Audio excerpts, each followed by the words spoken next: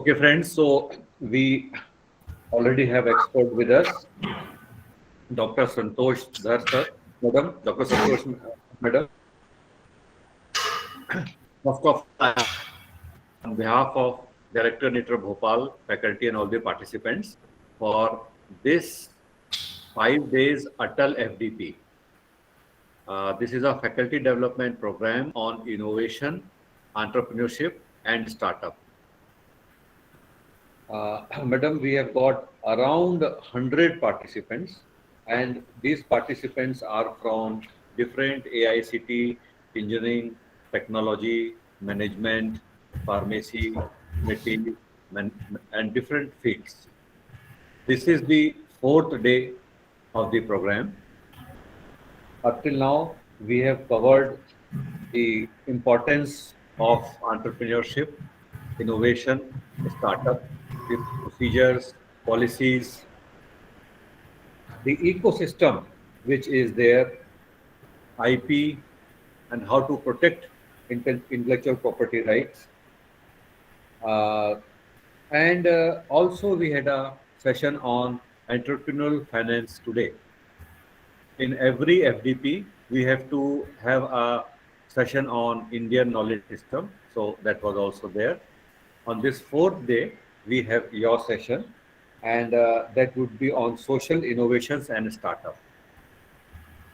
Friends, I would like to introduce Madam Dhar to you.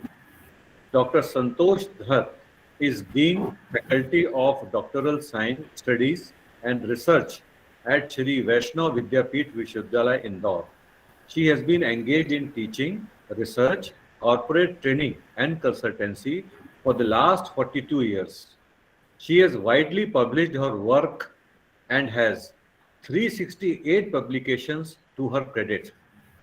Her earliest assignment have been her earlier assignment have been Professor Shri Vaishnav Institute of Management Indore, Professor Amity Business School, Amity University, Greater Noida Campus, Professor Institute of Management and Dean Research, J.K. Lakshmipad University, Jaipur, Senior Professor, OBHR, Jaipuriya Institute of Management, Jaipur, Professor and Chairperson, OBHR Area, Institute of Management, Nirma University, Ahmedabad, and guest faculty at IIM Kolkata and MICA, Ahmedabad. Many research scholars have been awarded PhD degree under her supervision. Many research scholars have been awarded PhD degree under her supervision. She has designed and conducted management development programs for the executives of several business houses such as Gresham Industry, JK Tyre, Bridgestone, Hindustan Motors, ONGC, Eicher, and Gale, to name a few. She has been on the panel of reviewers of the Oxford University Press and Tata McGraw-Hill. She was managing editor of Prestige Journal of Management and Research and Prestige Research Abstracts. She has been chairperson of Indian Society of Training and Development, Indore and Jaipur chapter, and had been on the editorial board of Indian Journal of Training and Development. She has presented papers in several national and international conferences, seminars, and had the opportunity to visit Kathmandu, Nepal, Maldives, Malé, Bangkok, Beijing, Shanghai, uh, China, South Korea, Dubai, US, Poland, in connection with various professional assignments.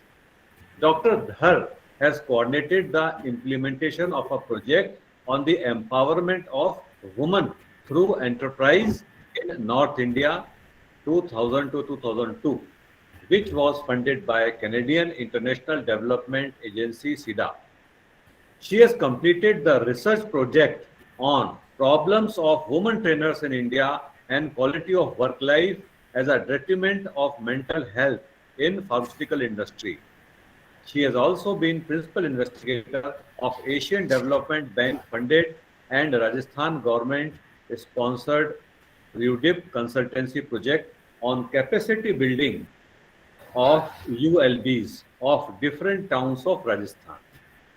She has twice been the chairperson of Indian Society of Training and Development Indore chapter and chairperson of the Best Paper Award of Indian Society for Training and Development, New Delhi.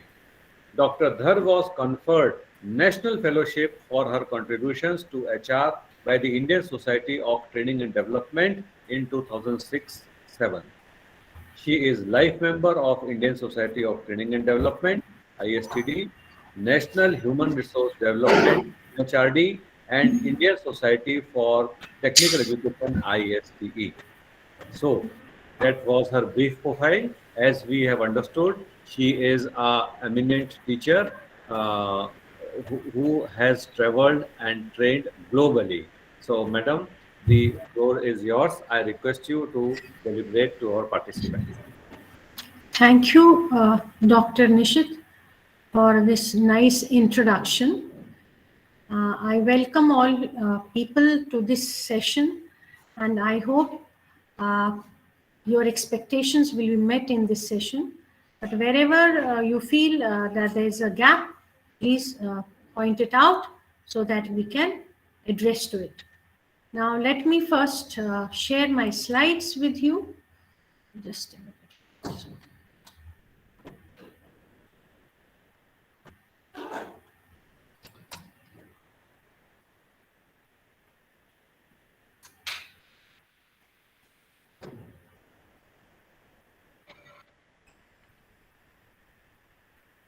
Are you able to see the slide? Yes, ma'am. Yes, ma'am. Okay. Now, today's topic is social innovation and startups. If you look at this title, let us first come to what is innovation.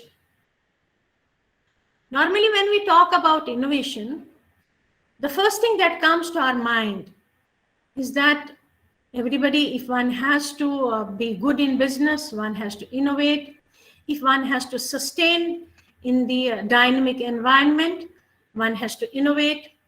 If businesses have to, go ahead of their competitors, they have to innovate. So most forms of innovations are associated with business. The word, whenever innovation comes to your mind, the business comes to mind. That means we are talking about business. Indeed, many businesses are expected to innovate often just to keep ahead of their competitors. As I said, that innovation, जब भी हम किसी बात की बात करते हैं ना, innovation, the first thing comes to your mind, the business. And we say that if the business has to sustain in the environment, it has to innovate. If it has to compete, it has to innovate. But innovation is not and has never been restricted to the realm of business. But then here we are, many a times we misunderstand that innovation has to be linked with business. It is not always that innovation has to be with business. So innovators practice their art in all spheres of life. Innovators are using their talents to solve social ills, often by disrupting the status quo. So it's not necessary that for an innovation, a business has to be there. So as it is mentioned here, the innovators, they can practice in any sphere of life and they can use their talent. So they can innovate in terms of if they want to solve the social ills, something which had been there for such a very long time. So somewhere they have to, create a niche for themselves and disrupt the status quo. The stability which has been there for such a long time in following something. But then these people, these innovators, their practices make to solve, disrupt that stability. See, when you disrupt status quo, something is going on stably, but somewhere you have to disrupt it so you can get in something new in it. And when you are getting something new in it, you are disrupting the status quo. However, this is not to say that social innovation can only happen when businesses aren't involved. There is a great amount of cross-pollination between the business innovation and social innovation spheres. What we want to say here is that is social innovation जरूरी नहीं है कि business उसमें involve ना हो. कभी कभी ऐसा भी होता है कि there is synergy between business innovation and social innovation spheres. That means it can be a business innovation, and while you are innovating in business, it can be a social innovation in terms that it is adding to a sustainable society, or it is contributing the eco-friendly environment of the society.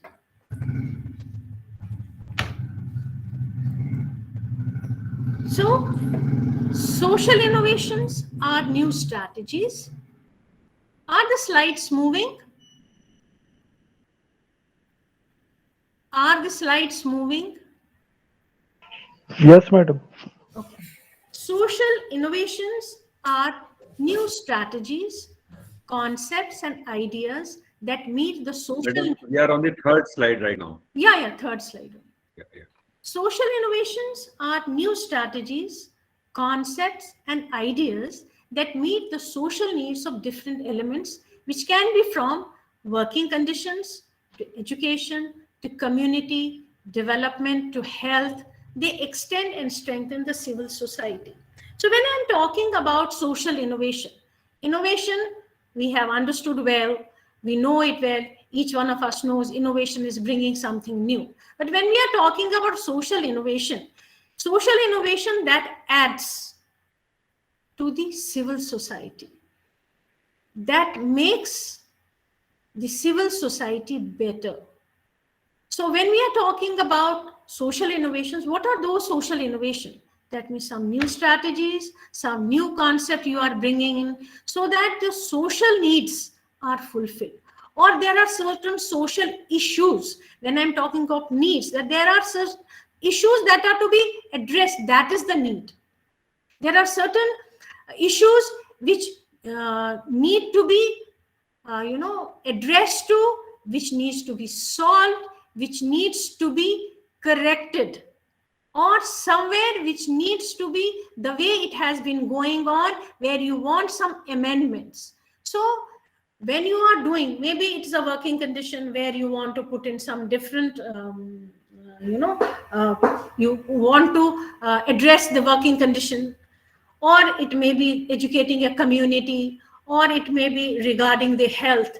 But all these things, whether it's education, whether it is the working conditions, whether it is the community development, whether it is addressing to the health issues, but actually everything, all these things contribute to what?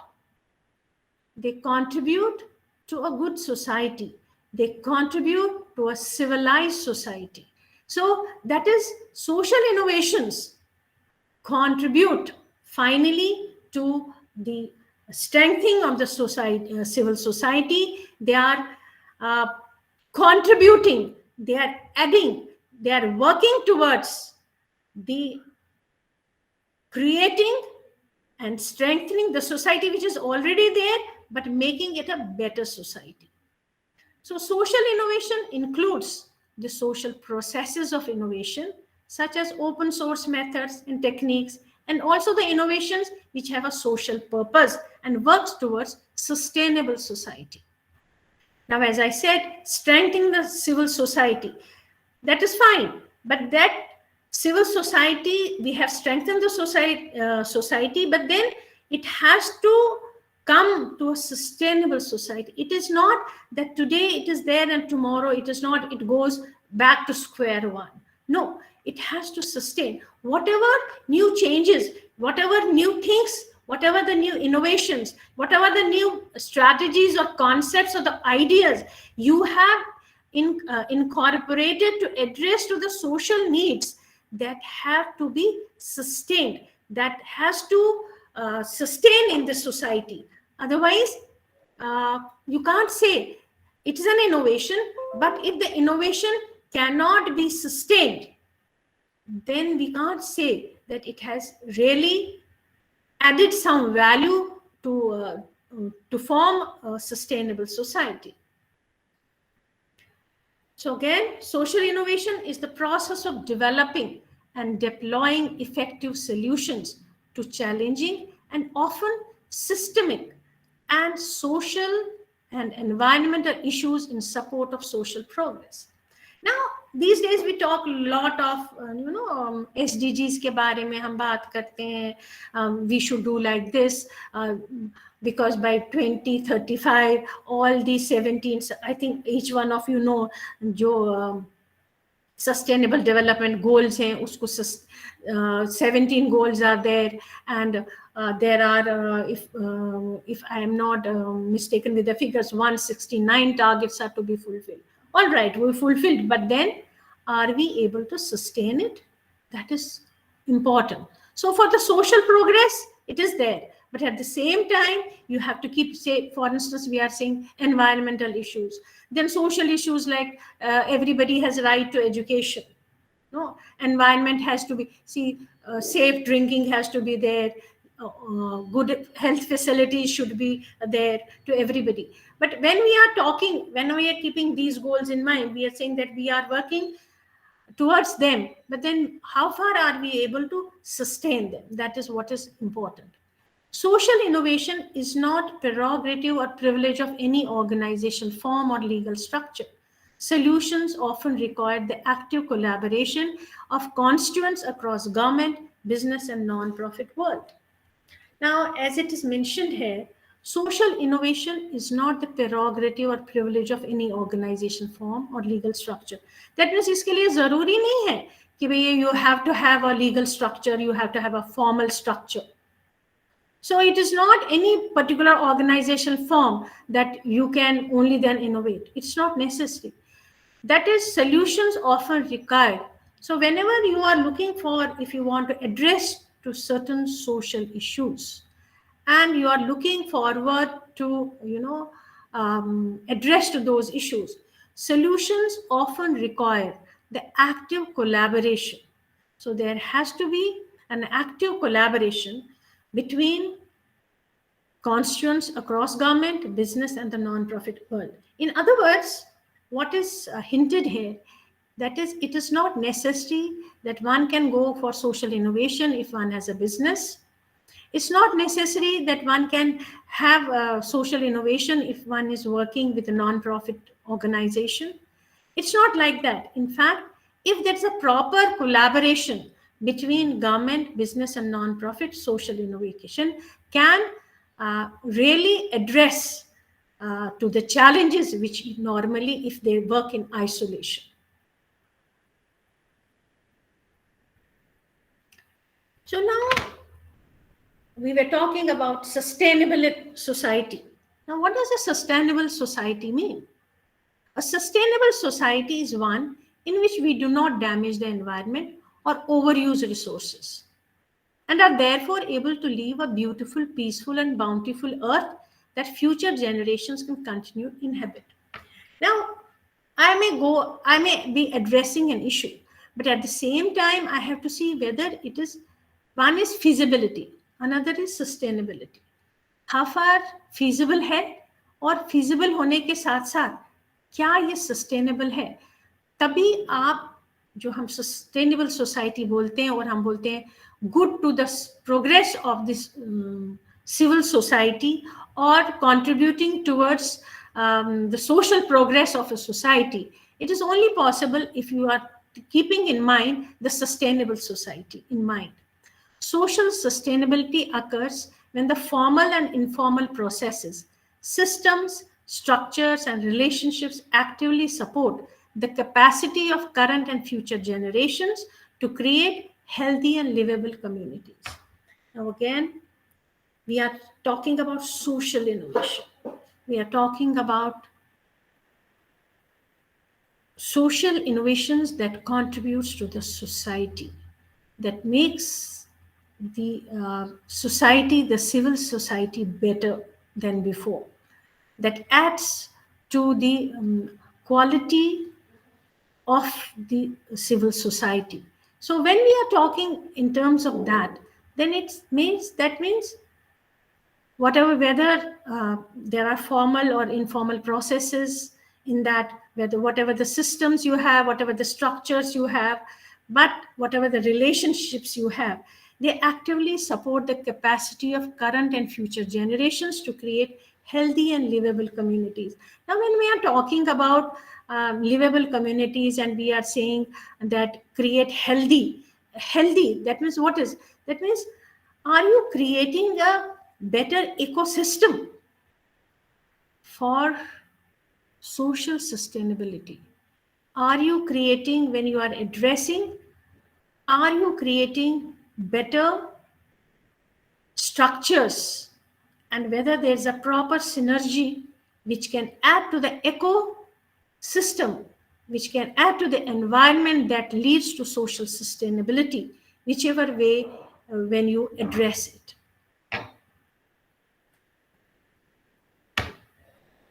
Now, nowadays, businesses are taking their corporate social responsibility commitment seriously.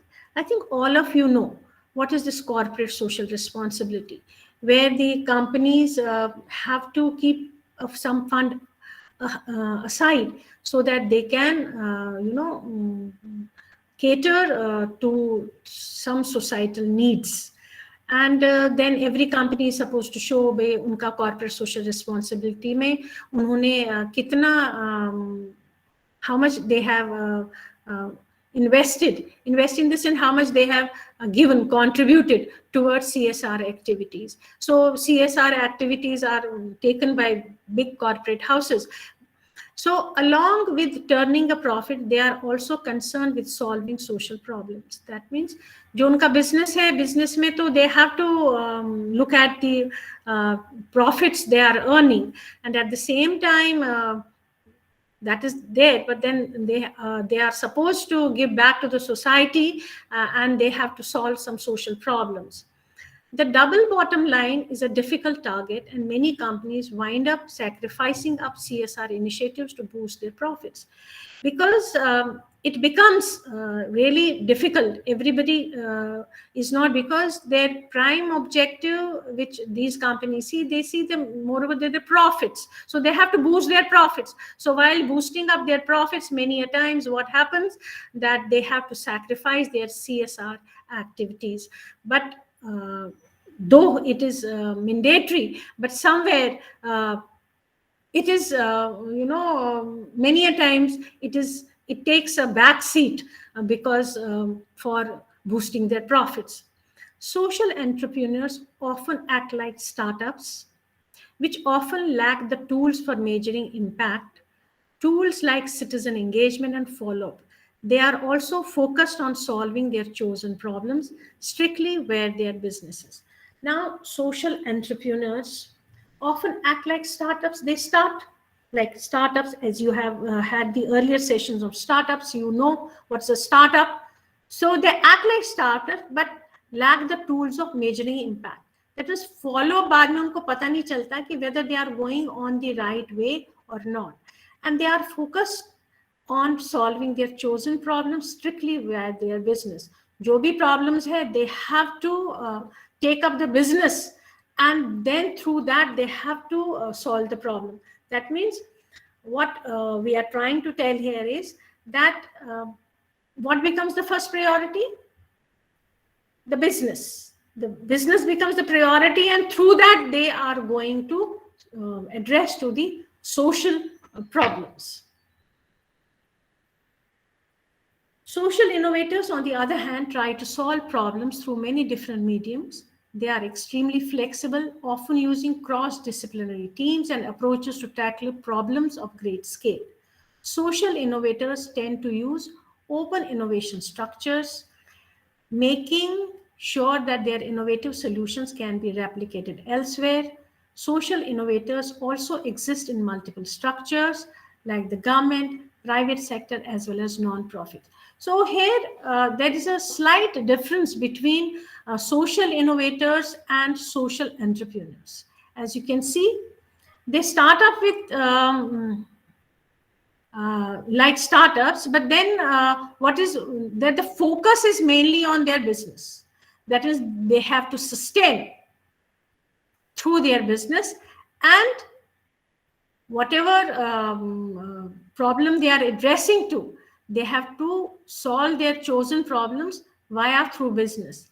Whereas if you look at the social innovator, he tries to solve problems through many different mediums. They are extremely flexible, often using cross-disciplinary teams and approaches to tackle problems of great scale. Even great problems they can, but then they are more flexible rather than they have to stick to the business only. Social innovators tend to use open innovation structures, making sure that their innovative solutions can be replicated elsewhere. So it is not that it is my business or I'm supposed, it can be replicated anywhere. Anybody can go and take up and do it for himself.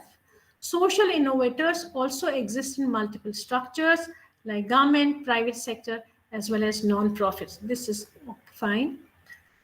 So again, once coming to startups, they are optimal vehicles to validate and bring new innovations to the market. Fine enough. I think all of you know that.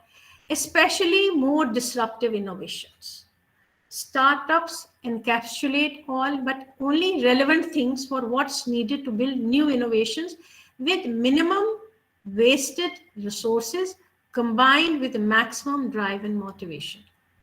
Now, startups create most of new jobs. And there has been one study which has been carried out where they say that over the last 25 years, almost all the private sector jobs have been created by businesses less than 5 years old. Now, when we are saying that businesses have been started less than 5 years old, that means all are new starters and they have given the maximum jobs, as you can say. And the source of this quote is study by Kaufman Foundation and the Institute for Competitiveness and Prosperity. So startups create most of the new jobs. They can attract international talent and foreign direct investments also. And it is that they are the job creators. And many people are absorbed. Now, social startups and social entrepreneurship are businesses whose main purpose is fulfilling some social mission or goal. Since it is a social startup, many people confuse it with NGOs and feel that these businesses do not aim at making money. However, that is not always true. अब जो social startup है, हम ये मान के चलते हैं कि they have a goal. A social mission, they have a social mission or goal, you can say, they have a purpose. So with that purpose, they have come out with a startup. And many people, we often confuse it with NGOs and think that these businesses not aim at making money. We don't, these social startups are not there to make money. But this is not true, because how will they sustain? Sustainability becomes a major problem. How would they sustain? So it's not that they do not aim at making money, but what is important is they are not looking for profits. So they are not there to earn profits, but for sustaining, they need some money. So social startups are sometimes for-profit organizations, but their main objective is not earning profits. Just as I said, earning profits is not their prime objective. They are not there in the business to earn profits. They have a social cause to address to. But in order to address to that social cause, they need to have some money, not the profits. They aim to make the lives of their beneficiaries better by providing them products or services that solve their problems. And they try providing viable, sustainable, and innovative solutions to some societal problems that exist in the country. So these social startups are there to address to the problems and not only addressing, but at the same time making it sustainable, giving innovative solutions but in a sustainable way that can stay there. It is not that today they have addressed and tomorrow they cannot move forward. So sustainability is very important.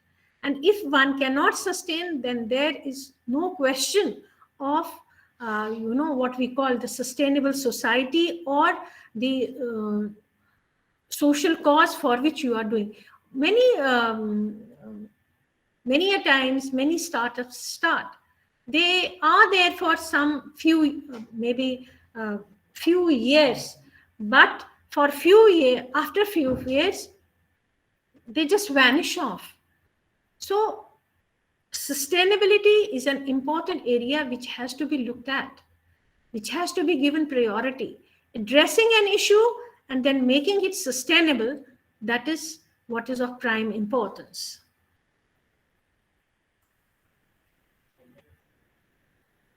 So social startups can be mainly of three types. One is leverage non-profit. This type of social entrepreneurship uses leverage in order to come up with innovative business models.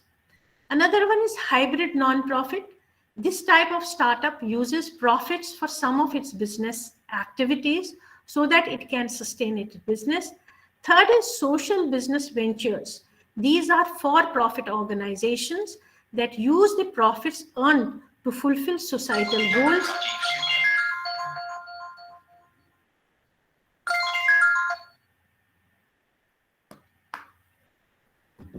These are for-profit organizations that use the profits earned to fulfill societal goals and objectives of the organization.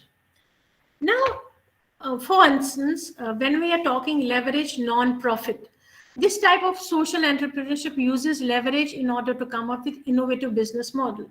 Now, they are for non-profit, but at the same time, they have to come out with some innovative business models so that, they are able to sustain. For instance, here, I don't know how many of you know about it.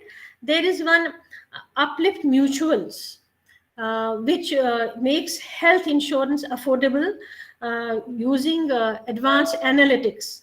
And they work with remote tribal communities in Rajasthan. And what they do through community-based mutual models of insurance, they have been able to bring down the overall cost of healthcare by the huge order of magnitude. And this upliftment mutuals is that how they have used the technology to create a model for these tribal people. Now, another one which we are, which is often seen is the hybrid non-profit. This type of startup uses profits for some of the business activities so that it can sustain its business. See, some of the activities, they use profit. Profits, they look into the profits and then they, to sustain their business, as I said earlier also. Then social business ventures, these are for-profit organizations that use the profits earned to fulfill societal goals and objectives of the organization. Now, when we are talking about societal goals and, organization, these are, they earn profits, but then what are their societal goals? Those profits are exclusively, utilized for addressing to these goals.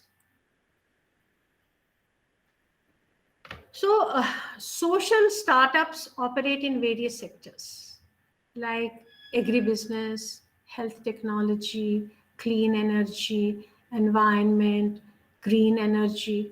All these are the social startups where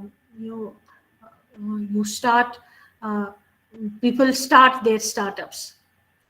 In 2019, the number of social startup initiatives in India was around 400.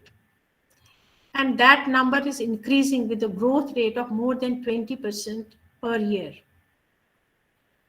This growth can be attributed to various schemes that have been launched in the country to help such startups to grow. Now, if you look at there were many initiatives that were taken. Say, for instance, there was one initiative, Startup India. It was an initiative of the government of India. The campaign was, I think, announced by Prime Minister Narendra Modi in 2015. So its action plan was to initiate, actually the initiative was focusing on 3 areas: simplification, hand-holding, fund support, and incentives. Then there was another one, Stand Up India. It was launched again in 2016 to support entrepreneurship among women and SC and SC, scheduled caste and scheduled tribe communities. Then there were NASSCOM. It had a program. It was started in 2013, which was the idea of funding 10,000 Indian startups in 10 years. And the process followed was selected startups were helped to raise money from venture capitalists, government funds, and angel investors.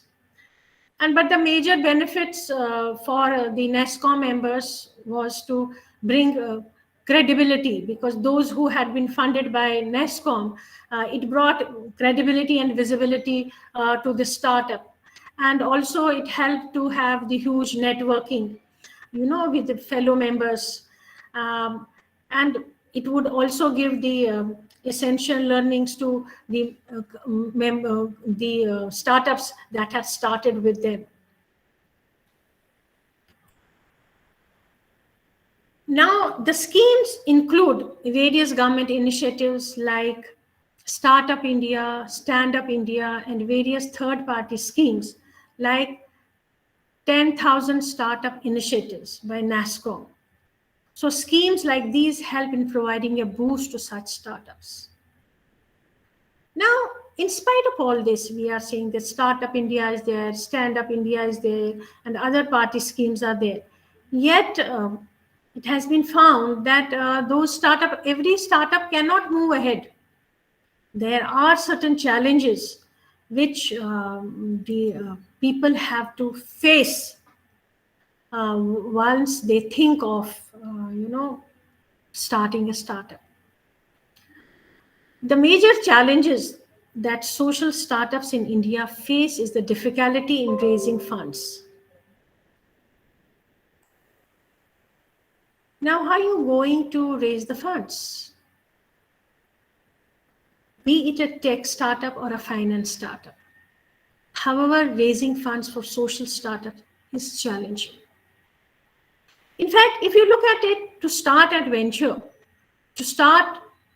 to be an entrepreneur itself is challenging. And especially when you are if you are going to start a social startup, then it is all the more difficult. There is resistance, one point. Another point, it is difficult for you to measure whether you are going in the right track. It is very difficult to find out whether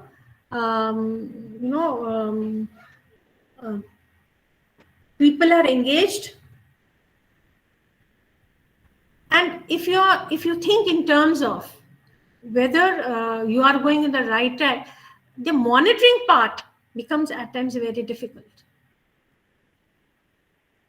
So being an entrepreneur itself is challenging, and addressing a social cause, it is undoubtedly going to make the journey more difficult. As social entrepreneurs in India, you are on a mission to generate business for a social cause. This work is to implement a low-cost business solution for social causes while dealing with the shortage of funds, manpower, resources, and many more. Now, it is all mentioned here, but I would like to, before I move ahead, I would like to have your opinion about what are the other factors which you think become a hurdle for a social startup. I want the participants to just think about it and just have a thought about it. And from the Ma'am, I think any societal acceptance also is a large challenge for them. yes, as I said, societal acceptance, then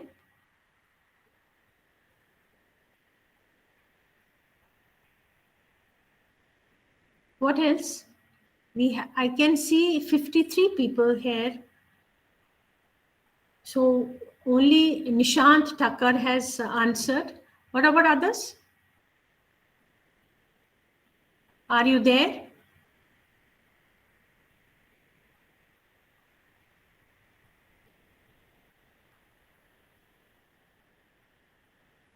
Yes, Dennis Amritraj.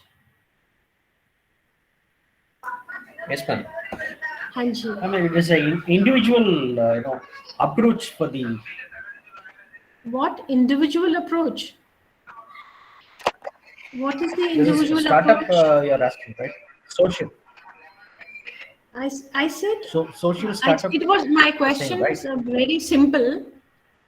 I just want to have, other than points which we discussed, I just want to know what is your view about what are the challenges, what are the hurdles for a social startup to take off?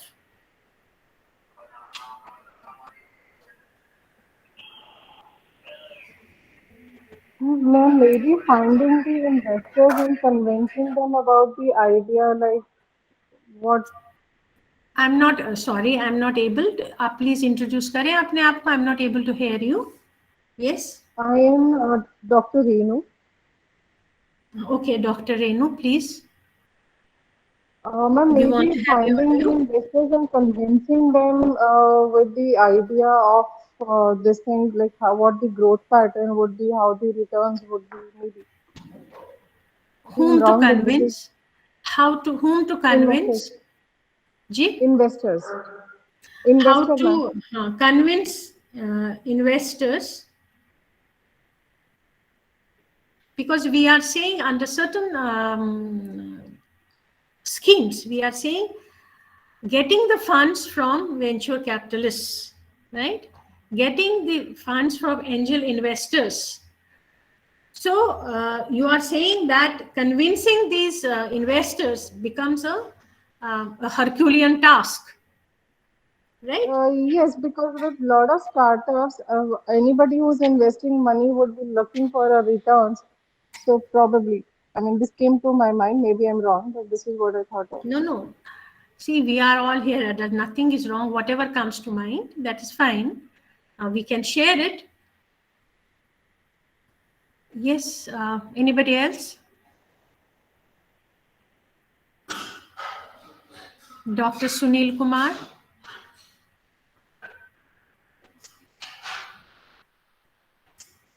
Yes madam. हाँ जी, आप अपना विचार बताएं.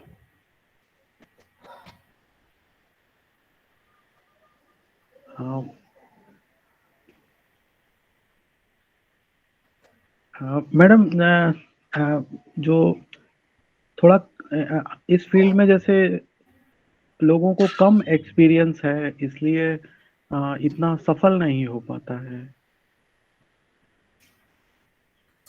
तो उसके लिए क्या करना चाहिए? सफल नहीं हो पाता, एक्सपीरियंस नहीं, तो क्या करना चाहिए?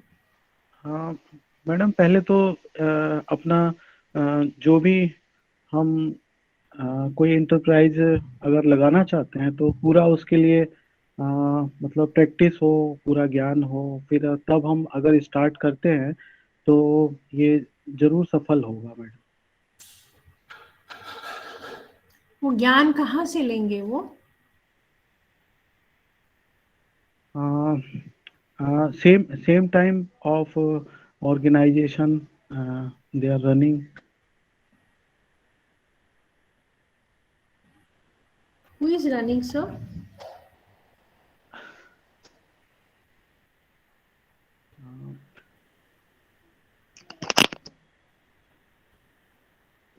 Okay. Another thing, ma'am, if I can add on, maybe again, I'm not too sure. but maybe certain legal implications, complications, because like India is a diverse country, so we have different communities. एक community का कुछ करने जाते हो सकता है दूसरी community hurt हो सकता है lot of things that come into mind when you're doing a social, because this is what one of my friends have already faced. That is what you are saying in terms of the societal acceptance. Whatever may be acceptable in one society may not be acceptable in another society. Is it? Yes, That is but what you are. yeah, but they are protected by law also. No? It is not only societal. There's certain legal implications also into that. Certain minorities, certain communities are protected also. So वो भी एक चीज है. No, legal point is uniform to everybody. But अपने जो self imposed होती हैं वहां पर difference आ जाता है, right? Yeah, maybe, yeah. Anybody else would like to add?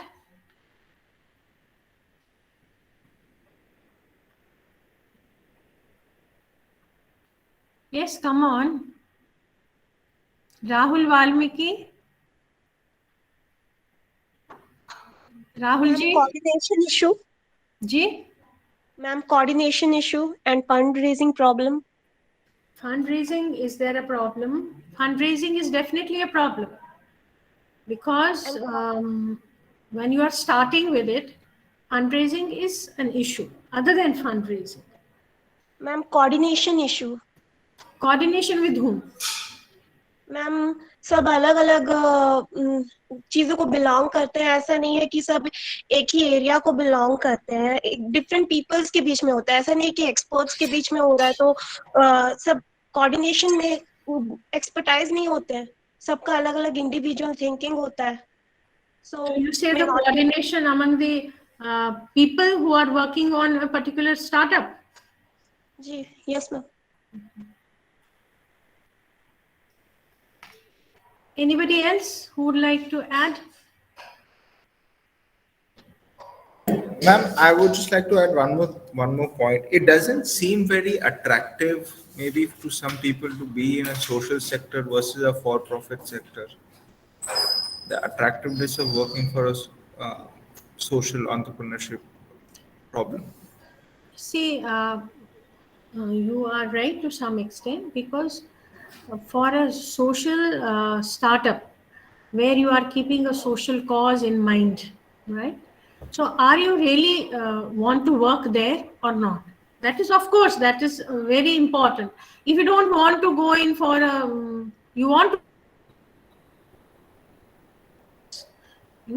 want to become an entrepreneur, but then ये जरूरी नहीं है कि आप किसी social cause को लेके ही करेंगे. So there you are setting up a business for profit, exclusively for profit, right? So that mindset has to be very different for. Yeah, so the mindset has to be different. That means, do you have that fire in your belly to go in for this kind of where you are addressing to the social cause? So do you have that kind of thing or not? That is, of course, that is very important. Otherwise, how will you go for it? Yes, Valmiki ji, आप हैं अगर तो respond करें.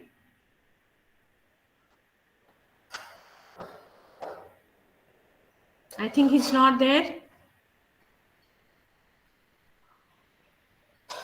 Ashwini Kumar Gupta, Dr. Ashwini Kumar Gupta.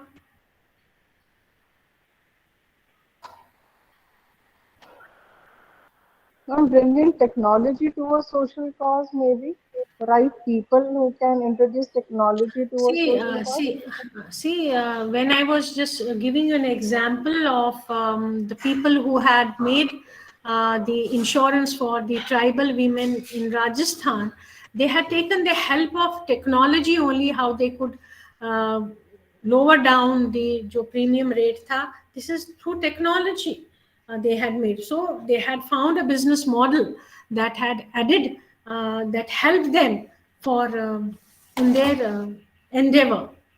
So this is technology, of course. So that is what I was saying, कि जहाँ पर आप business models की बात करते हैं, you have to look for a business model that will help them in giving, lowering the cost and addressing to the people's needs. Anyway, let me continue with my thing.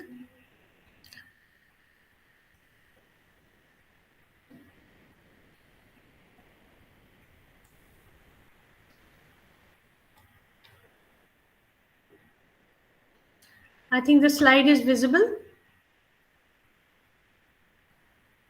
Yes, ma'am. So the major challenges that social startups in India face is the difficulty in raising funds, be it a tech startup or finance startup. However, raising funds for social startups is challenging. Even being an entrepreneur in itself is challenging, and addressing a social cause makes the journey all the more difficult. As I said earlier, that there are many factors, and where I wanted your views about to add on to this, that what do you think? Why the for a social startup it is all the more difficult?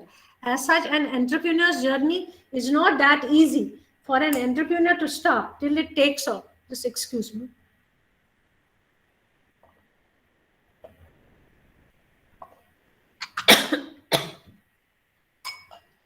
So being for an entrepreneur, the journey itself is challenging. But when if it is for the social startup, it becomes all the more difficult. As social entrepreneurs in India, you are on a mission to generate business for a social cause. That means whatever you are, drawing, whatever you are getting, that has to be utilized for the social cause. So their work is to implement a low-cost business solution for social causes while dealing with shortage of funds, manpower, resources, and many more. So as one of our participants had said, the coordination between the different elements, that becomes very important, because you have to have coordination, proper coordination in terms of the funds, the shortage of funds, then the manpower, in terms of that how many people you are going to have and how are you going to cater to them, to their needs, and other resources in terms maybe infrastructure. So where you have to find out whether there is a proper coordination between different elements, then you have shortage of funds. That is within these funds, within the availability of funds, and of course you will not have huge funds, you will have smaller funds, and within that you have to manage your manpower, you have to manage your other resources and other infrastructure things which you need for it.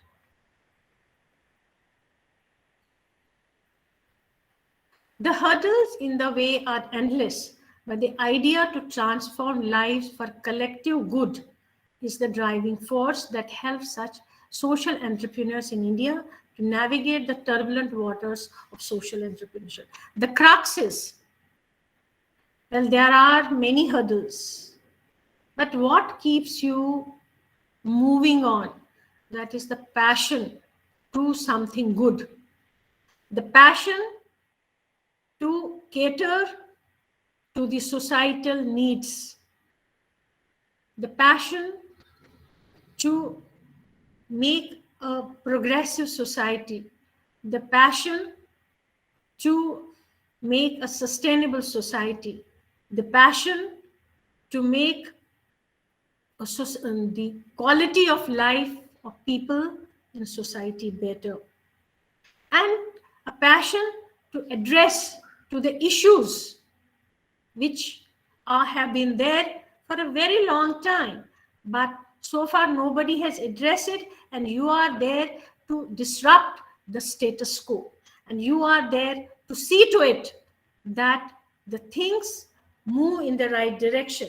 Since I am saying disrupting the status quo, so there is going to be a lot of resistance, but resistance at all levels, and for that resistance One has to be prepared and move ahead. And if one is not ready to move ahead, then it becomes really difficult, and it is not feasible in the sense it is not sustainable, and it doesn't move. And after the you start, but after a few steps, say the whole passion gets down and the whole thing dies down. So what the hurdles in the way are endless, as I said, but the idea to transform lives for collective good. When I'm saying transform lives, now it's not life of one person, it is life of whole society. We are talking in terms of the community or in terms of the society. That helps such social entrepreneurs in India to navigate the turbulent waters of social entrepreneurship. Now it seems many a times, social enterprises, as I said in the beginning, that the social enterprises are there to, to address to the problems of the society. Now there are n number of stories, there are n number of people who have been working on it. The one which is a social enterprise model which has been working is Arvind Eye Care, which it works. Many poor people come there for with their problem in the sense, say cataract surgery is there or some eye problem is there. But now what these people do, they do it, but at the same time they have to survive, right? They have to sustain. So what they do, they provide surgery, but then they ask people, you pay how much you can, जितना आप दे सकते हैं आप उतना दीजिए. So this is how they are trying to build up a business model, by जो जितना दे सकता है वो दे दे. पर इसमें कुछ लोग ऐसे भी होंगे कि जो नहीं दे पाते हैं, but still ऐसा नहीं कि nobody is refused, so they move on. So similarly we have some of the social entrepreneurs which are acting as a जिनको हम सामने रख के जिससे हमें इंस्पिरेशन मिलता है. So talking about the best of social entrepreneurs in India, Urvashi Shahani, I don't know how many of you have heard of her name, definitely tops the list. She is the founder and CEO of SHEF, SHEF, Study Hall Education Foundation, an organization dedicated to offering education to the most disadvantaged girls in India. Now, girl education is an issue where people don't want to, educate their girls, especially in rural India. Now, what is she doing? Now, this is a issue which she has identified, and she wanted to address to this issue, and she is offering education to the most disadvantaged girls in India.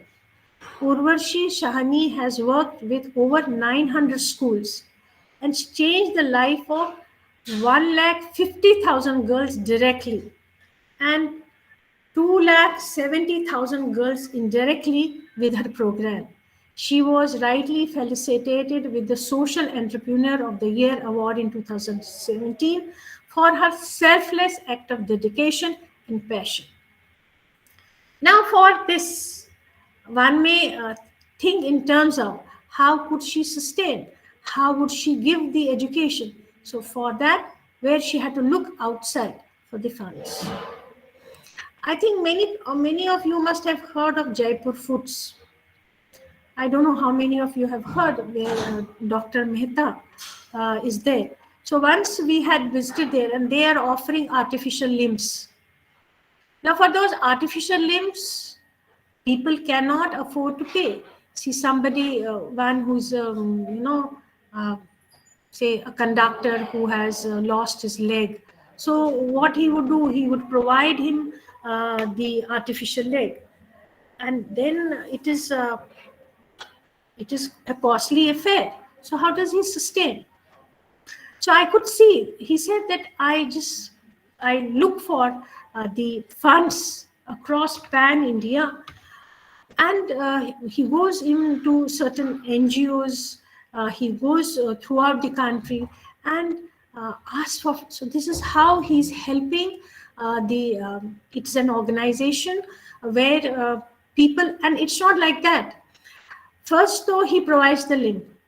Then after every, I think 2 years, they have to come again and get it replaced. And the person who has been there and who has not been able to earn, then he's providing them 2,000 rupees and asking them that you can go and start your एक चाय का ठेला लगा लो. And then जब वो चाय का ठेला लगाता है, then we just ask him, do you let, he says, we give them a box.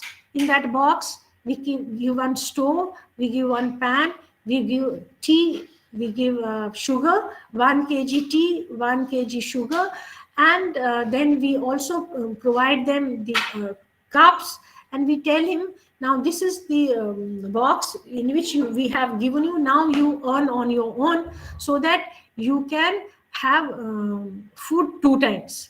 And then you have to इसमें से आपका जो बच जाएगा उसमें आपको दोबारा से जो आपके फिर इस बिजनेस को आगे चला सकते.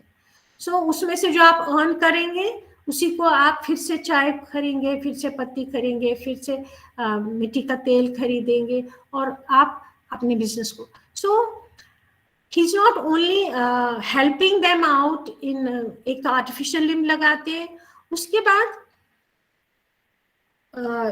जब उसको ऑपरेशन होना होता उससे 1 महीना पहले और ऑपरेशन के बाद 2 महीना बाद में the patient has to be there, and the patient is not all alone. Many a times you have his near ones and dear ones are with him. Say if husband is there, then a wife will be there, children will be there. They are taken, there is a he has made some rooms and he provides them that stay, that's all free of cost. But now how to sustain it? So for that, one has to have the funds from outside. It's an issue. It's an issue which he's addressing to. Now, similarly, there is another one which is Harish Hande. It is another pioneering social entrepreneur of India and a remarkable, committed one. He is the CEO and founder of Celco, a company rendering sustainable energy source to rural regions of country. This project was the first rural solar financing program in India. Till date, Celco has contributed over 120,000 installations, has more than 25 operating retail and service centers in Karnataka alone. Now again, the organization is there. He took the initiative, he set up, but then to sustain. See, look at this 25 operating retail and service centers.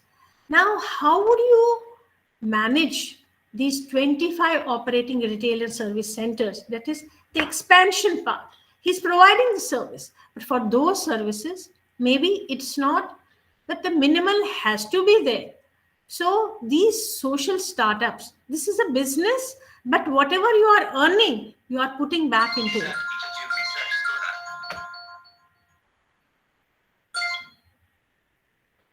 So he's putting it back. That is why he has got 25 operating retail and service centers in Karnataka alone.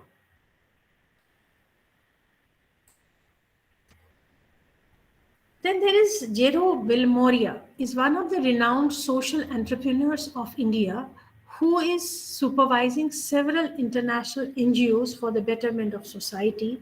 She initiated the Child Line that aims to provide help in form of healthcare and police assistance, especially to street children. Now look at this. Now this is an issue, to have the safety of the street children. This is a social issue. Right from her childhood, she had a vision of giving back to underprivileged in the society. She also believed in self-empowerment of women in India. Jero Vilmoria was felicitated the Skoll Award for Social Entrepreneurship and the Square and Ashoka Fellow as well. Now, this is what we were talking about, passion, a belly in the a fire in the belly to do something for the society, and look at that how you can help the society. Now, children whom you call that future, they are future of the country, but if they are not really secure, then how's your future? So in that case, her initiative of helping, giving them the health care and police assistance has really been addressing to an issue of the society which she has addressed. Then about Goonj, everybody must have heard. I don't know how many of you have heard, but Goonj, I think it's a every family name now. Everybody knows about it. Anshu Gupta, born in a middle-class family in Uttar Pradesh, took media as a profession. And while as an intern, he witnessed the need of proper clothing for the poor in rural India. Anshu then founded Goonj. And what is the, what is the Goonj doing? What are they doing? They are collecting used clothing from the urban crowd, sort them, fix, and later distribute among the poor and needy. The relief work was done by Goonj during the times of natural calamities in Gujarat. Tamil Nadu, Kerala have been highly acknowledged. Now again, this is for the social cause. One is social cause in the sense that in terms of the calamities, where if there's some problem, these people come forward and really help the people in overcoming that. Now, Santosh Parolkar worked to create job opportunities for the unemployed youth in rural India. He started People Tree, a company that aims to impart formal training to the youth and provides them with reputable jobs in companies across the country. Operating since 2007, People Tree has trained over 1,500 workers and intends to open training centers pan-India in coming years. Now, another one is Sushmita Ghosh, is founder of Ashoka Changemakers, an open-ended platform for social innovation that was one of its kind in the world. Sushmita aims to revive the craftsmanship and talent that is unharnessed in rural India and aims to provide them with their deserving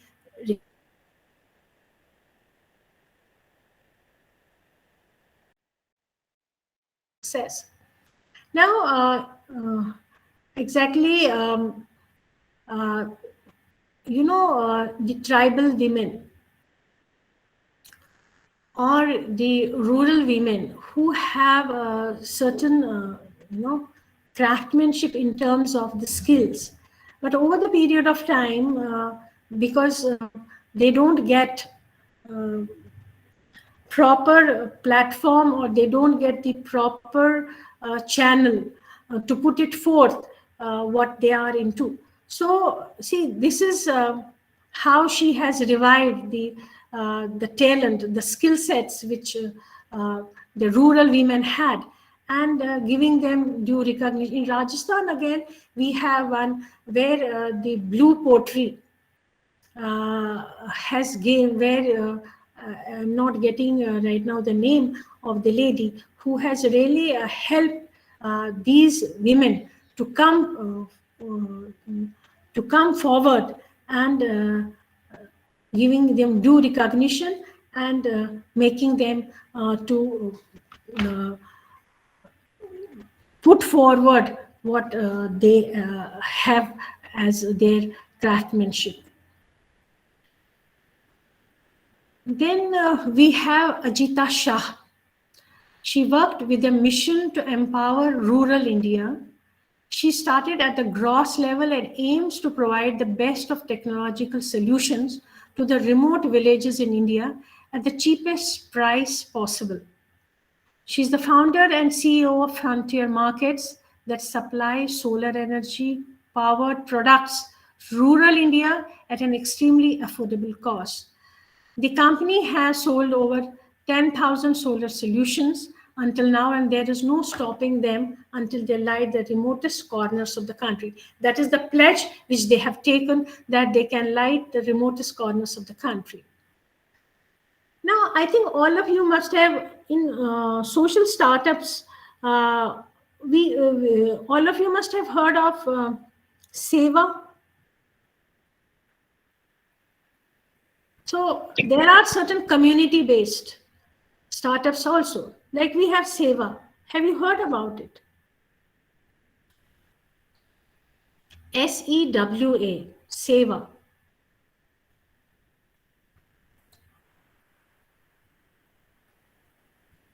So what is Seva? Seva is self-employed women's association.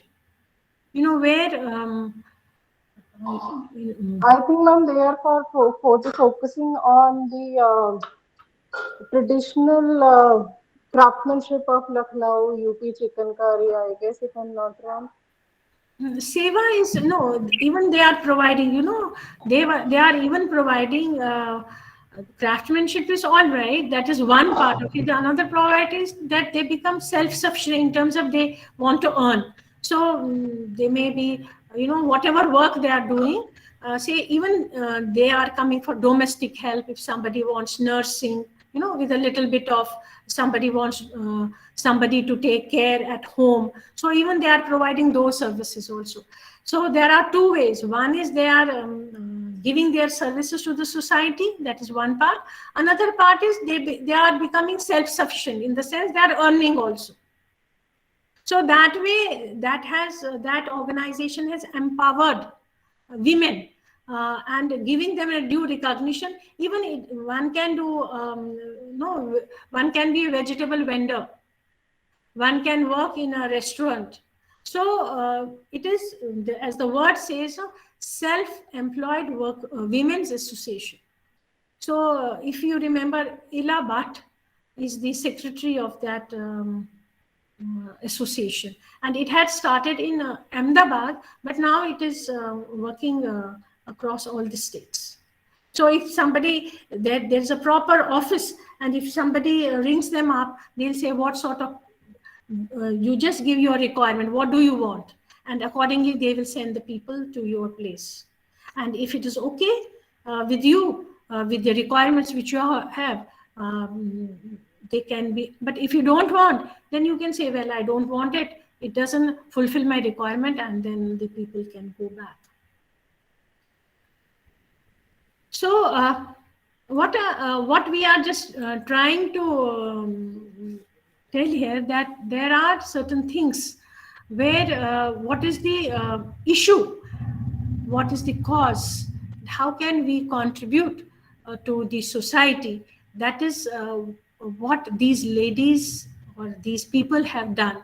See, one is Riya Sharma. She was born in New Delhi, is a social activist who graduated from Leeds, and she's founder of world's first rehabilitation center for acid attack survivors.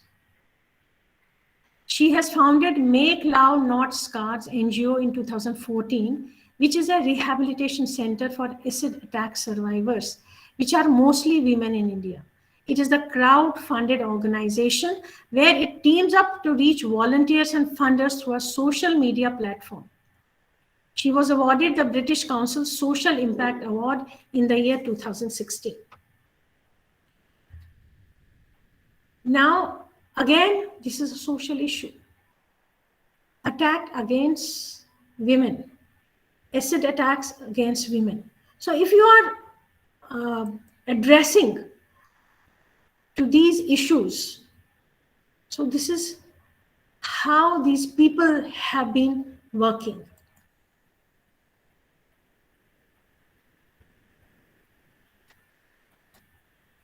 Just a minute.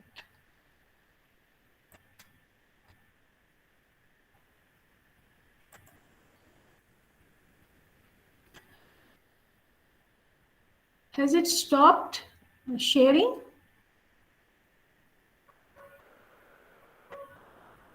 No, ma'am, we can see slide number 18. Okay, you can see slide number 18. Okay.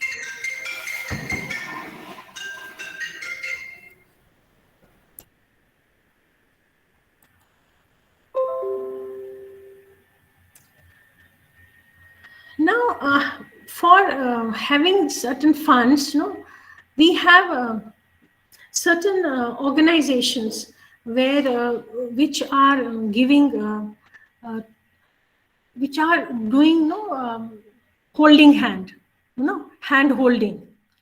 Now, for instance, we have a Center for Innovation, Incubation and Entrepreneurship, which is from IIM Ahmedabad. There are certain incubation centers which help you. Now, in the Center for Innovation and Incubation and Entrepreneurship, it is of IIM Ahmedabad, and what they do is they help, several people, entrepreneurs with various services like, incubation, acceleration, mentorship, as well as funding also.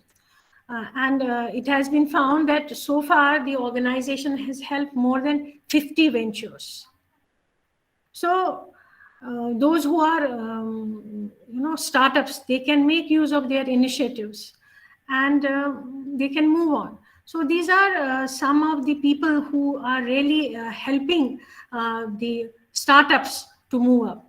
Then another one is in Bangalore, which is called Khosla Lab. It is also an incubator and an innovation lab, and the organization helps, several large-scale problems. They provide them the technological assistance like cloud technologies, mobile payments, etc. They help them when they are setting up. That time they help them to put it into, so that the question is here of facilitating. So as we said that when one is going with a startup, so there are lot many problems which may come in his own way. But then does that mean that one should not go ahead? Does that mean one can withdraw? No, there are certain organizations which really which facilitate these startups. Now another one is Marico Innovation Foundation, which has which helps for those startups which are into renewable energy, or say they are more into environment things like waste management, or even they are helping people who want to venture into healthcare. So these organizations help to some extent to these people who are really wanting to get into it. But then there are people, say similarly we have Innovent. This is another one which helps in financing and business innovations, in spite of the fact in whichever venture you want to get in. So maybe it is health, or maybe it is energy, or it is education. Wherever you want to get into it, they will definitely help. Then we have another one which we have. It is what we call Upaya Social Ventures. This is it calls social ventures only. No, it is it wants how it is addressing. It is addressing in terms of those families lifting up which are in the extreme poverty, and what they want, that how they help them. They want to give them funds for business development, or they are helping them in terms of hand holding to start with. If one doesn't go in, to start with how to look for an employment for themselves. So there is they think that they should be able to help the society which has helped them. So some of the issues which are really to be looked into. One is poverty alleviation. Another one is, for instance, empowerment of women. Another one is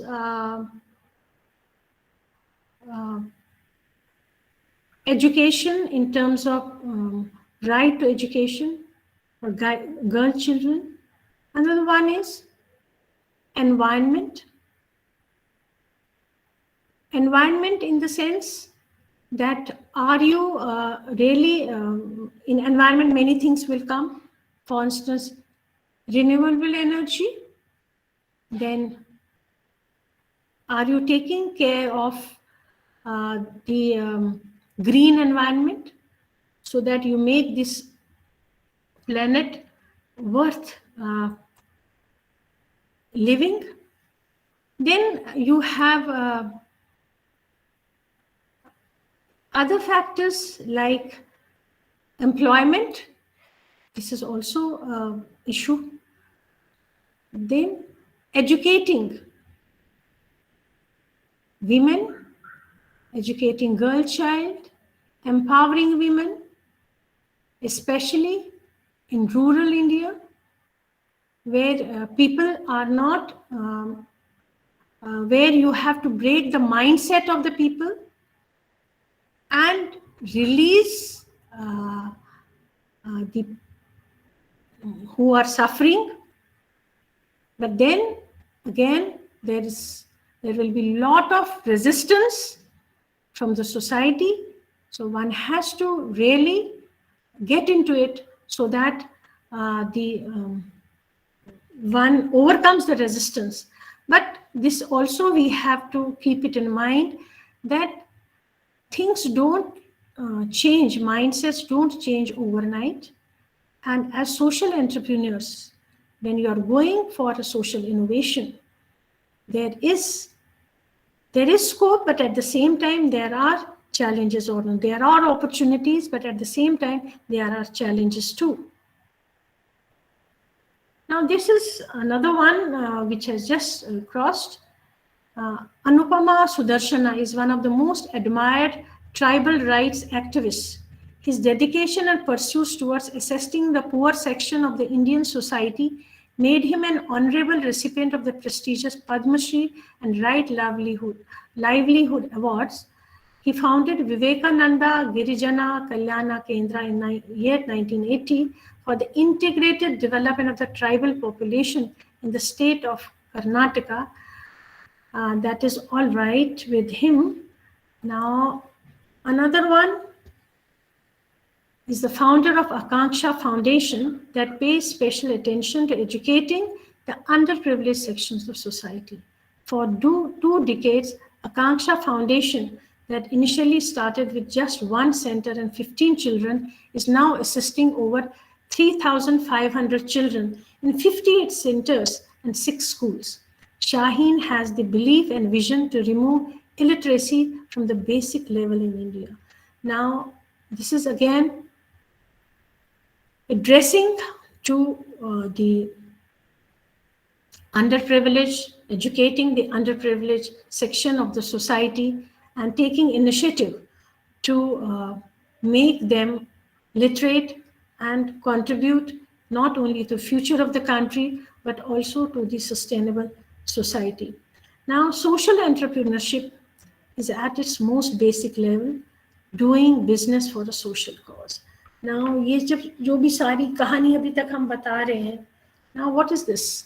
This is doing business for a social cause. It might also be referred to as an altruistic entrepreneurship. They don't measure their success in terms of profit alone. Success to social entrepreneurs mean that they have improved the world, however they define. Now, if you look at this, the last paragraph, what do we draw? ये जो सारा अपन ने अभी तक जितना भी हमने कुछ बोला, कुछ आपने बोला, कुछ मैंने बोला, उसका क्रक्स क्या है? Finally what is the take away? Finally what do we draw? The take away is that जब हम सोशल एंटरप्रेन्योरशिप की बात करते हैं, दैट मीन्स हम कोई बिजनेस तो कर रहे हैं, लेकिन there is a social cause behind it. एक एंटरप्रेन्योर में और एक सोशल एंटरप्रेन्योर में अंतर है।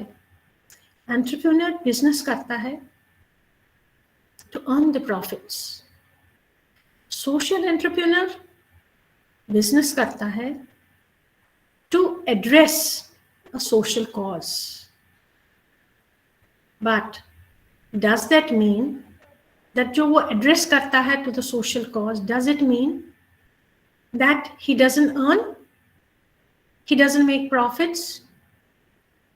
Yes, but profit is not his goal. His goal is to address to the issue of the society and make a society, so to sustain the steps which he has taken, to sustain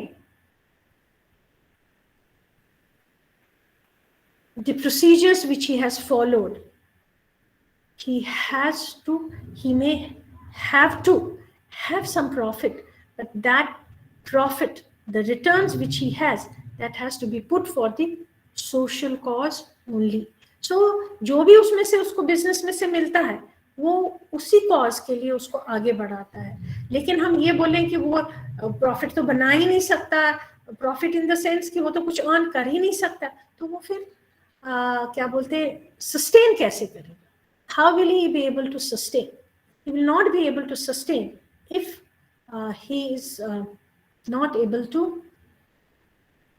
draw anything out of it. He has to look in terms of his feasibility. Okay, friends, can you listen to me? आप लोग मेरे को सुन पा रहे हैं? Sir, yes, sir. Yeah. Okay. So, abhi, yeah, there has been a little problem of power at Madam Dhar's place. Okay, so she will resume shortly. Hai? She will resume shortly. So she has conveyed that to me on phone. She would be going to the other place and starting the meeting from there. So, friends, until then, we want to discuss social enterprise. Okay. So, can anybody tell me social startup? What is the difference between a charitable organization and a social startup?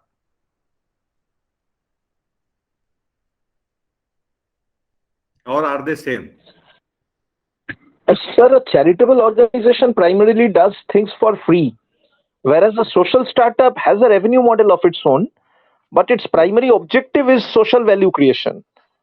Wonderful, very well explained, Mukherjee sahab. And sir, Thank you, sir. Sir has told that charitable organization, they are basically for charity. They may take money as donations or grants from certain organization and distribute it. So that has been continuing since long. But what it was observed that as soon as these grants and donations are stopped, this particular charitable organization lands into problem. So either they may have to discontinue their services or they may have certain problems.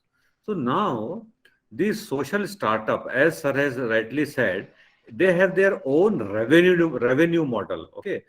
So many of these startups, they may be working like companies, but their objective is to serve the society for a social cause. They may also donate, they may also do charity, but then they have their revenue generation model. So that is very, very important. So many of these startups, they are registered as Section 8 company, which is also known as non-for-profit organization, NPO. Generally, they call it NPO, non-profit organization. So if you remember on the very first day also, when I showed you one particular video about a green souls, okay, then I had told that these startups, these organizations, when they have a revenue model, that means they may have their products or they may have their services which they sell. Doing so, naturally, they may generate a profit. I am just describing the non-profit organization. So a non-profit organization may also have certain profits when they are doing their business. Okay, but these profits are not distributed between the proprietors or maybe the partners or maybe the co-founders. This is important. Okay, that profit is reinvested once again for the social cause. So then tell me how are the expenses, the expenditure, or the honorarium, you can say, or the salaries of the remuneration of the co-founders, from where do they come? Can anybody tell?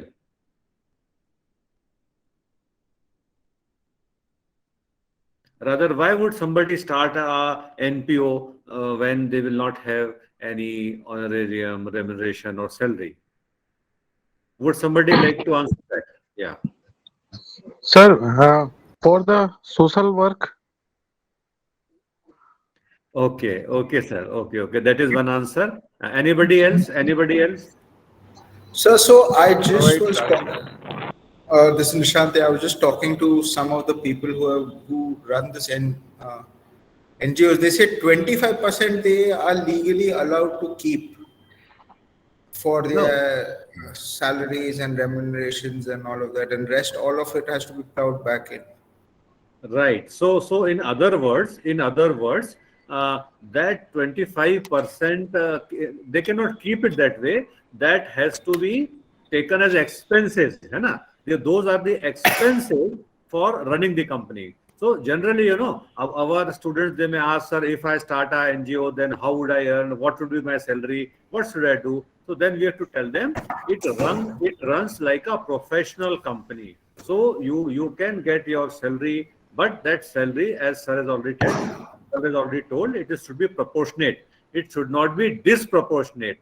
That you are charging 50% of the total expenses towards you. It is not possible. Okay. So yes. There are many such companies which are going on, and in India there are many social issues. So many social issues can also be picked up. So this is one particular thing. Another example I would like to quote: there are many medical facilities coming out that way. Okay, there are hospitals for blinds. There are hospitals for children with hole in the heart.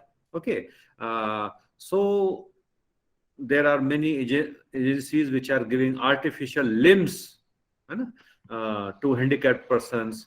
So those kind of those social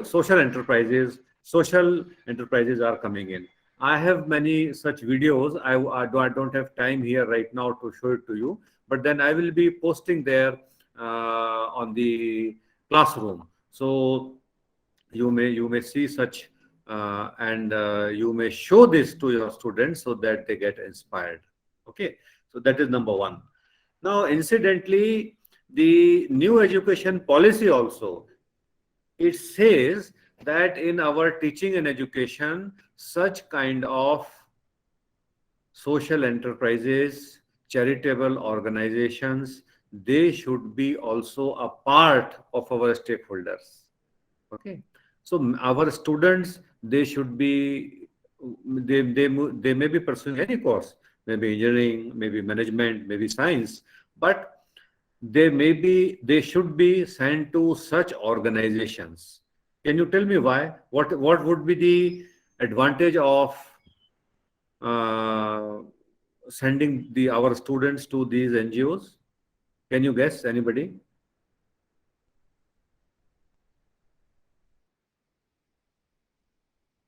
So you're telling why should we send people to work for NGOs, correct? Why should we send our students, okay, our students to NGO? Why should our students have an exposure towards these NGOs? That I'm asking. So one could be so that they understand what the working of an NGO looks like. Okay. And second, it would be so if people who don't understand what the NGO mindset is and what is the outreach that they're looking for.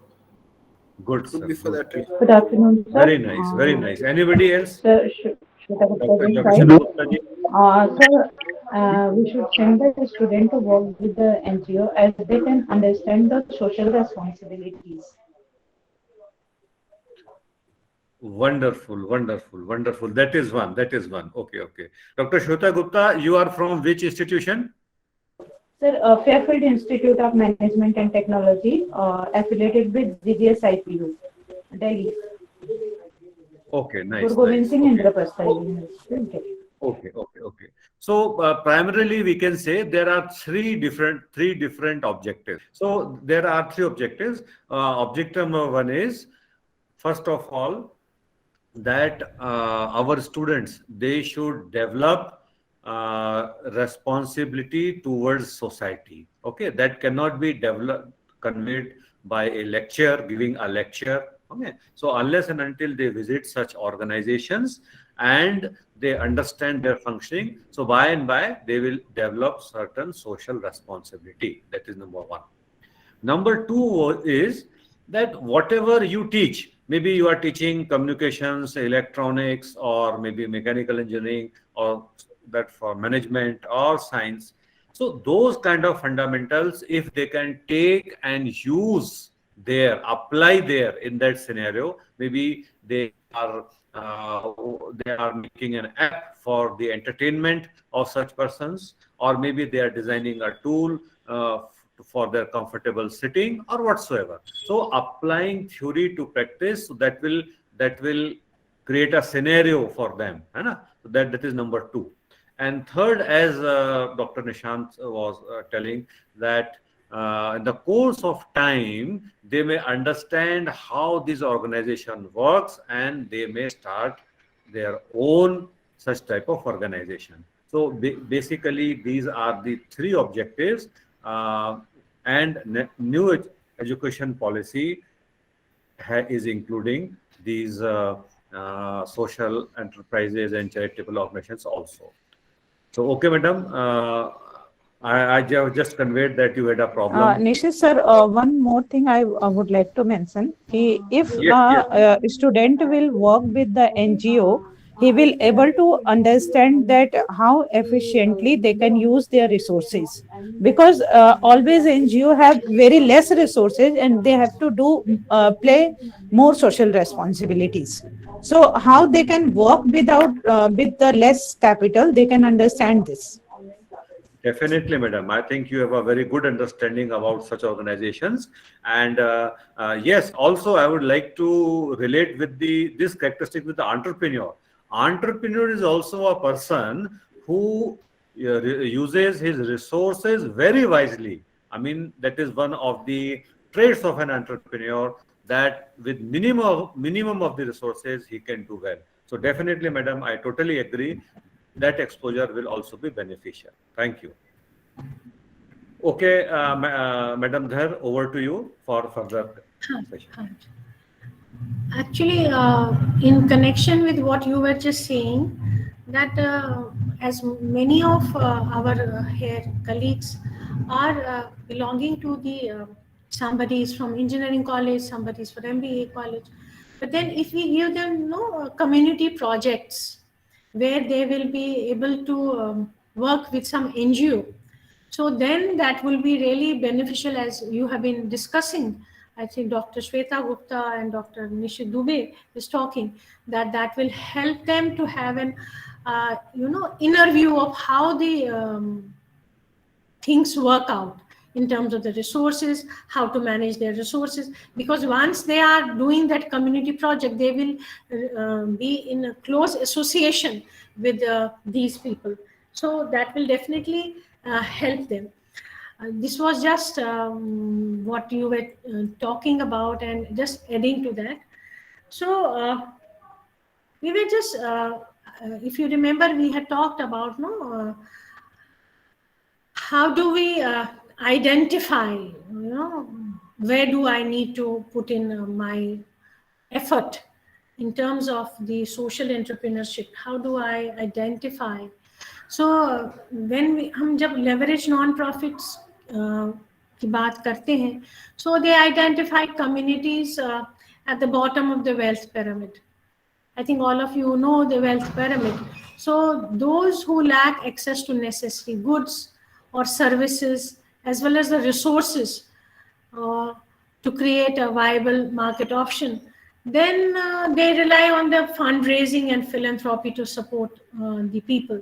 Because if you remember, I said that we have different types. So one is the leveraged non-profit, which we identified, and their philanthropy, that was fundraising, जहाँ मैंने अभी आपको Dr. Mehta का बोला, तो fundraising has to be done from outside. Similarly, we talked about that Arvind Eye Care. Those people who are be able to give, that is fine. Those who are not able to give, for them, the organization would help. But then somewhere it has to be, somewhere the fundraising has to be there. It may be completely, some people are highly philanthropic and they may really contribute. But then for sustenance, you need to have some support. So we were just talking about the social entrepreneurship. Actually, it is the most basic, level, doing business for a social cause. It is, if you just understand what are you doing, what is social entrepreneurship? It is that you are doing a business for social cause. Now, here the word business comes in, because you have to, why do we say that I have to do a business? I can't say that I'm just addressing the social cause. The question is that you are doing a business for social cause. You are getting something out of it so that you can put it into the social cause. You can, that means you are drawing something to add or to contribute towards the social cause. It might also be referred to as altruistic entrepreneurship. Altruistic, I think all of you understand what does it, that is where the community feeling comes in, where the humanity comes in. And this is, you can say that social entrepreneurship is a business, but a business that is not to earn the profits, but the business, whatever it is drawing out of it, to sustain and to further expand. So it's referred to as an altruistic entrepreneurship. They do not measure their success in terms of profit alone. So these setups, these startups, they don't measure their success. I'm successful because I'm not saying in terms of the turnover. I'm not saying in terms of the financial turnover. Success to social entrepreneurs means that they have improved the world. However, they define the world. That means, however they want, that is in a way, their success is in terms of measuring the implementation part of what they wanted to have. Did they want to have, what was their goal? What was their aim when they started with their journey? Was the aim to have the profits, or was the aim to have a goal, whether they had a social goal to address to, addressing to the goal, and how far they have been able to achieve that goal. So a social entrepreneur, a social setup, startup, not setup, startup measures its success or failures in terms of the goals which it had set and not by the profits which it has made. The profits which it has made being a business that has to be for its sustenance and how far they have been able to sustain and how far they have been able to achieve or put it into the expansion of the same business for the same cause, and not to diversifying the business. Even if you are diversifying the business, but that business has to be for the social cause only. So therefore, when we are talking about social innovation, so here we are talking about that how far you are able to innovate to address to a social cause, how far you have been able to innovate, what new you are offering so that you could break the status quo, what new you are coming with so that the society becomes a better society, how far you have been able to innovate, which so far nobody has done and you are coming up with. Of course, hurdles will be there, challenges will be there, resources will be a challenge in terms of the funds, and changing the mindset of the society in itself is a big challenge where there can come resistance to the change. Now, especially see, as far as the quality of life is concerned, if you are giving with the products, if you are coming with the services that are making my life better, the resistance may not be, there may not be, but where there are social issues, the resistance can be. For instance, educating the girl child, empowering the women. So such social issues become really very challenging to cater to. So with these words, I think if you have, we have still time left. If you have any questions, you can ask. No, ma'am, I think it was a good, it gives some insight on how to teach this forward. Try to get these students to at least look at social entrepreneurship differently. At least that's what my key takeaway was. Okay. Anybody else? If you have any questions, if you want to share something, because this is a learning session for both that side and this side. So from my side also, if you want to share with, I can draw leverage on. Yes. कोई भी नहीं. आपको पता है आप सब लोग teachers हैं, मैं भी टीचर हूँ, तो हम लोग यही क्लास में बोलते हैं जब कोई स्टूडेंट्स वापस बोलता नहीं, कहते दो ही केस में स्टूडेंट वापस नहीं बोलता है. एक में ये है कि everything has gone about the head और another one is everything has been assimilated. Now which one is there?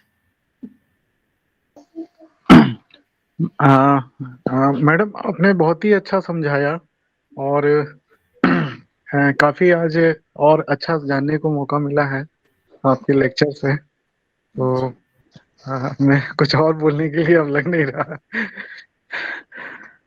और बहुत अच्छा समझ में आया और बहुत बहुत धन्यवाद देना चाहूंगा आपको.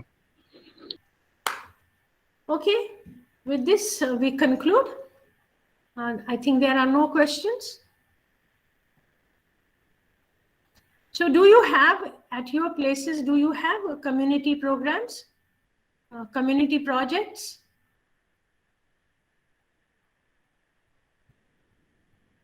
आपके यहाँ है कम्युनिटी प्रोजेक्ट्स, आपके करिकुलम में है?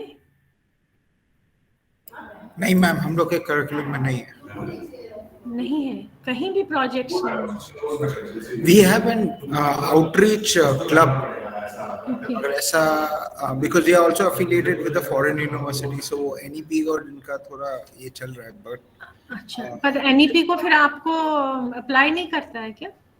NEP अप्लाई वही अभी इम्प्लीमेंटेशन में हम लोग को थोड़ा दिक्कत हो रहा है because it's a foreign degree and local policy. तो वो हम लोग के लिए थोड़ा चैलेंजिंग हो रहा है how to mix both of them and put so it suffices their learning outcomes and our learning outcomes. But if I remember correctly, in foreign universities, these community projects, if the student has to go out say suppose he's applying over there for a job or for further studies, but the community projects are given due weightage. Correct. So I think that's why I told you, you've given me some food for thought to at least get it up to them and see how we can apply it. Overconfident judgment nahi lena. So yeah. All right. What about others you people don't have?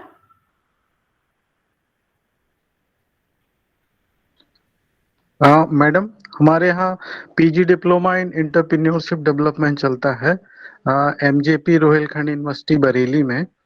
तो लोग madam हमारे university के पीछे गांव है, तो हम लोग 6 से 7 गांव में हम लोग मतलब वीक में 2 दिन जाते हैं, अलग अलग गांव में अलग अलग वीक में, और छोटे छोटे कार्यक्रम हम लोग कराते हैं हेल्थ के ऊपर, कुछ जनरल अवेयरनेस के ऊपर, और कुछ एंटरप्रेन्योर पर, जैसे कुछ जेम्स जेली और इस तरह से कुछ छोटे कुटीर उद्योग जिनको कहेंगे, कॉटेज इंडस्ट्रीज, कुछ इस तरह के काम हम लोग करते हैं मैडम वहाँ पर गांव में जा करके। और वहाँ के लोग भी काफी इंटरेस्ट से उसको सीखते हैं। और मतलब यहाँ पर राजकीय फल संरक्षण संस्थान है, उसके द्वारा हम लोग ने वहाँ ट्रेनिंग प्रोग्राम हमेशा आयोजित करते रहते हैं समय समय पर। So there is a lot of good response. हाँ, यस मैडम। और जैसे बैग बनाना और कुछ ये अचार, जैम्स, जेली, मुरब्बा, कुछ इस तरह की चीजें, और जो भी इस तरह के वो ट्रेनिंग चाहते हैं उनको हम लोग प्रोवाइड कराते हैं madam. Good, very good. Anybody else would like to share his experience about all this community projects? No? Okay, then we conclude here. Thank you so much. Bye. Okay. So friends, okay, I had just gone for a short break, and we had a very interesting session from Dr. Santosh Dhar. Did you have any questions from her? Participants? Did you have any questions? Yes, after event we had a discussion on.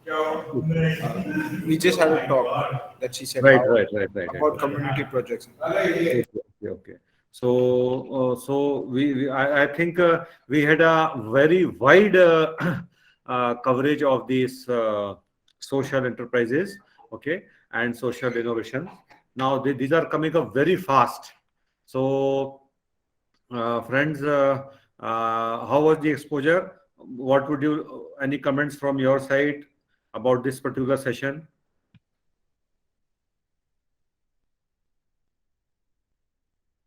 Sir, it was different in term, because social entrepreneurship, though you're saying it's coming up fast, it's not for everyone that way. Okay, fine, nice. Okay, so okay, but then this is something new, and probably we should also think of on these particular lines. Okay, so friends, now just cross check about your. Okay, madam, I had just gone for a call. Director had called. So I want to convey thanks for sparing your valuable time. Participants are still with me, so I'm really sorry that I had to leave in the last minute. But on behalf of Director Network Bhopal, all the participants and faculty, I extend heartiest thanks to you for sparing and giving such an insightful lecture on this new area. Thank you so much, madam.